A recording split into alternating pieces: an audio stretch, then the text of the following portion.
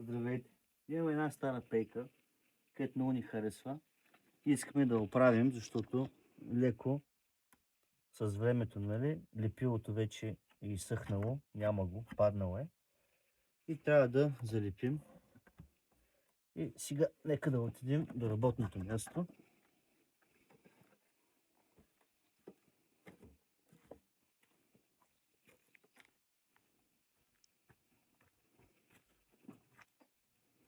Тук е малко тъмно, надявам се да се вижда добре.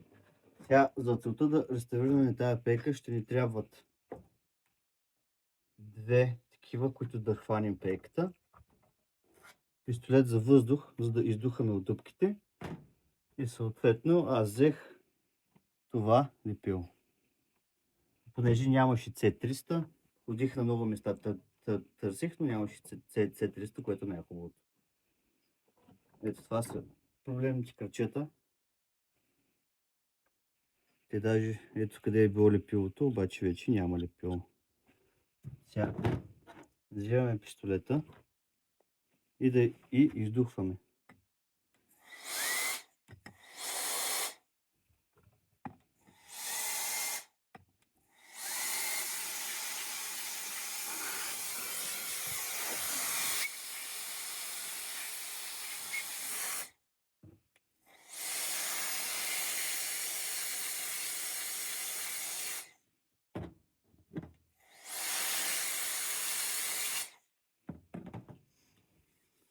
Сега, значи аз ще го направя по най-лесния вариант, защото вече съм го правил, знам, че работи. Много други хора ще ви кажат, че трябва да се изколи, трябва да се пробият нови дъпки, трябва да се хване с види и така, и така, така. Аз това вече съм го правил на една друга пейка, която вече 2 или 3 години си няма проблем. Така че ще го направя по същия начин и сега.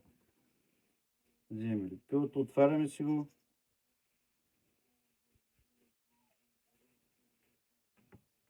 И просто, нали, казахме, отваряме го първо, нали? То всъщност са го отворили.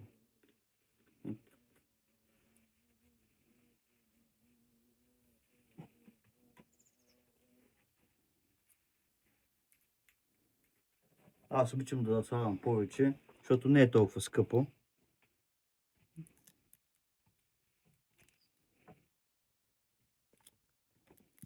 Слагаме тук да има. После ще го избършим това нещо. Съответно на другата страна. Тук сега виждам, че е почнало да се яде. Но това ще го направим в следващия клип. Обилно си пълните, няма значение. Както казах, не е чак толкова скъпо лепилото.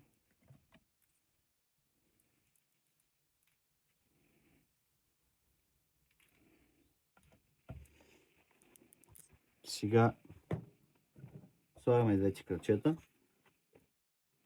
Внимателно.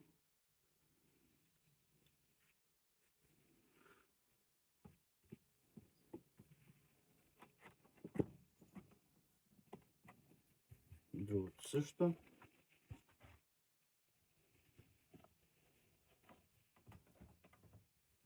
Ето за това не трябва да след тия стяги. Вземе си стягата. На кой както му е удобно, може и отгоре така да я хванете, може и така. Не, лично ми е по-удобно по този начин.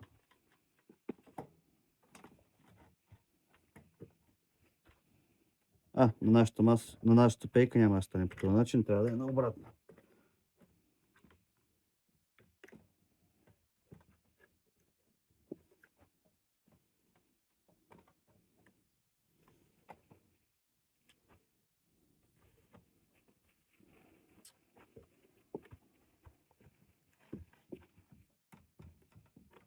Това ще е хубаво да залепне. Другата стяга съответно. И по същия начин.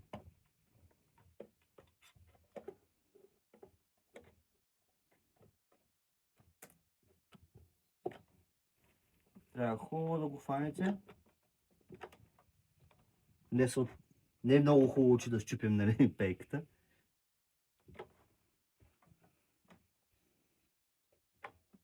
Продължи ли? И здравейте, 24 часа по-късно. Аз всъщност забравих да кажа, че след като го лепнете и го хванете с стягите, трябва да изчакате 24 часа. Та сега това е след тези 24 часа. Нека да видим какво е станало. Махаме стягите. Една бърза проверка. Изглежда доста стабилно. Както казах и преди съм го правил това по този начин и знам, че работи. Нека да пробваме пейката.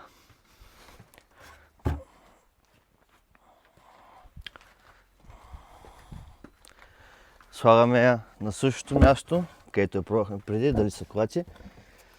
И сега виждаме, че краката са стабилни. Ето, преди се клатеше долу, сега се клати, защото просто е неравно. Но, като я сложим наравно, няма да има никакъв проблем. Благодаря ви, сабскрайбвайте се и дайте по един лайк.